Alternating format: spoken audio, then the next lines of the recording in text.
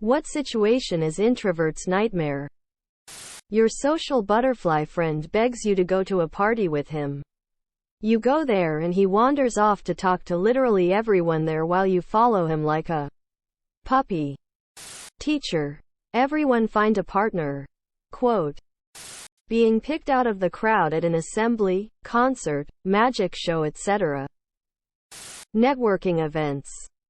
As a child, my worst nightmare was when my parents got visitors and I'm stuck upstairs hungry and thirsty because I can't access the kitchen. After parties.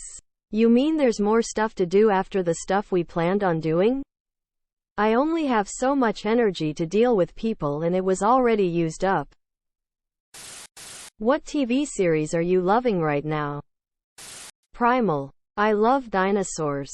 Alternate history. Show don't tell storytelling. Animated fight scenes. And Samurai Jack. So to me, it's the ideal show.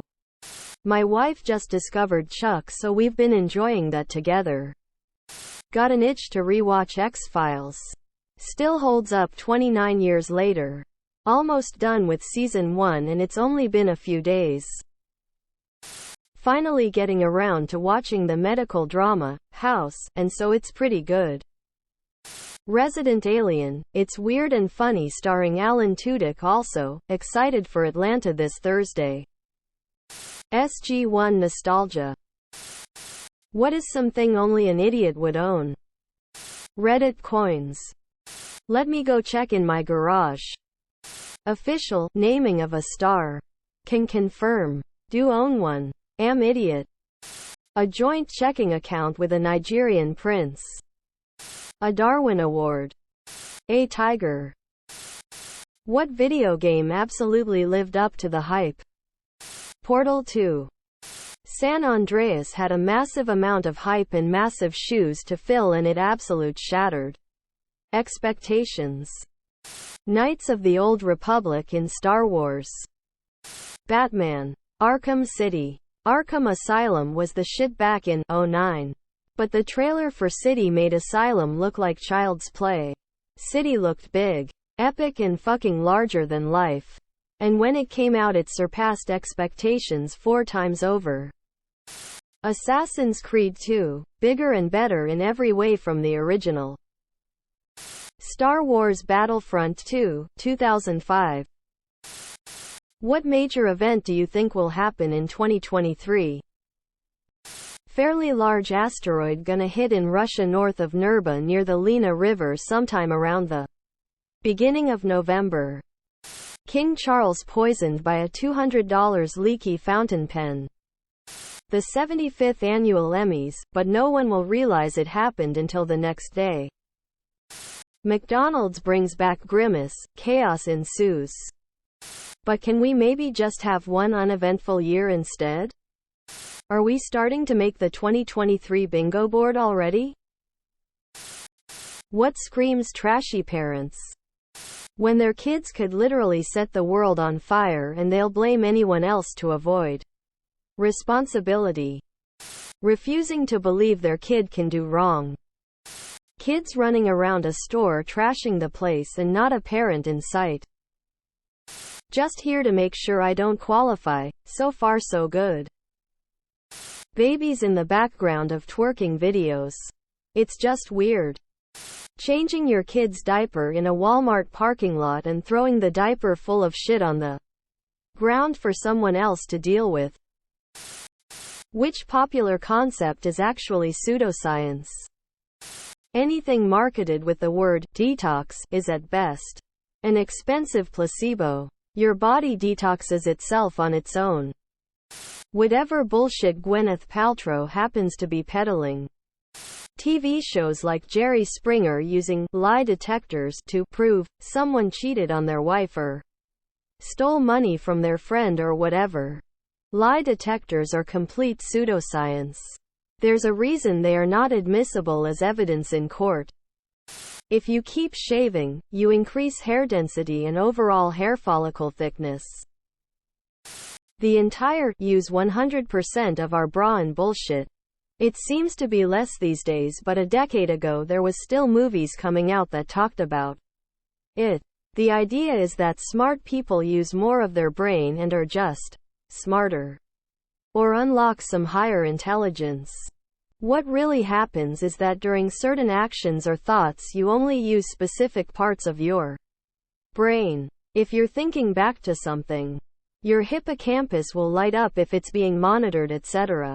You use most of your brain, just not at once. The only people that use 100% of their brain at once are the ones having a grand mal seizure. This is probably not pseudoscience, but apparently a lot of people still believe that if you sweat more during a workout, like running in blistering heat, you're going to lose body weight faster. You'll lose water weight cause you're sweating it out. But in terms of calories burned from your workout, it'll be the same as if you did it in normal temperature. Atheists, did you never believe in God, or what made you switch sides? Catholic school. Many years ago I was a youth leader at my church. The church was going to sponsor me for seminary. A buddy of mine was currently attending, and I met with him one day for coffee. He slid his Bible over the table and stated he wouldn't need it anymore. He was quitting. The conversation we had that day wasn't like a sudden conversion, but it planted the seed, a mustard seed, if you will, of doubt. I spent months afterwards poring through his Bible, all the notes in the margins, all the highlights. It was a crisis for me. Not only had my friend lost his way and fallen from grace, but my own way of life was in jeopardy. I thought, somewhere in those pages of notes and highlights, I could find my friend's wrongful thinking and bring him back from the brink, and save my own faith in the process. I would pray, in earnest and in tears, for God to guide my thinking. The inconsistencies were too great. The more senior members of the congregation were getting uncomfortable with my questions. Their answers, if they even had them, were less convincing. I left my church of my childhood and started attending other churches. Surely one of them had the truth. The final straw was my stint in Catholicism and learning about textual criticism and the differences between what a layperson was taught and what the clergy and theologians learned. All the Christian sects with their nuances could not possibly be right, but they could definitely all be wrong. I no longer believed Jesus was God. To a Christian. From that point on I was an atheist. I dabbled in other religions as a last-ditch effort.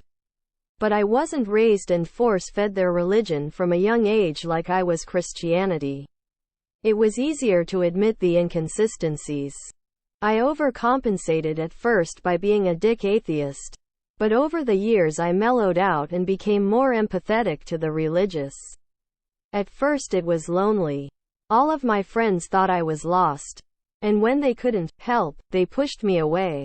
After a while I got new friends that didn't care about the topic, and am fine now. These days the only time I really address religion is when the religious want to use their religion to control others, which unfortunately is frequent. When I was a kid, I guess I believed, was told it was true, and had to go to church all the time. But I was always suspicious. I'd ask questions and would get bad answers. And #X200B. Me. Where'd the Bible come from? Them. God talked to some men thousands of years ago and they wrote it down. But he doesn't talk to anyone anymore. Me. So, we just have to take their word for it? What if they made it up? Them. They didn't. No. Never switched sides. My dad taught me to always question authority. Religion failed the test early on. I was always atheist as my parents weren't religious. I honestly feel lucky sometimes because I was exposed to a lot of different ideas about life and creation, and whenever I'd ask which was the right religion they'd tell me. There are a lot of ideas about what happens after death and how we came to be, but if everyone is being honest, no one really knows. So it's really just which one makes you happiest. I was raised religious but I never believed in any of it. I always thought it was silly when I was little and all the adults were just pretending. Although I could never figure out why. Subscribe, my brothers.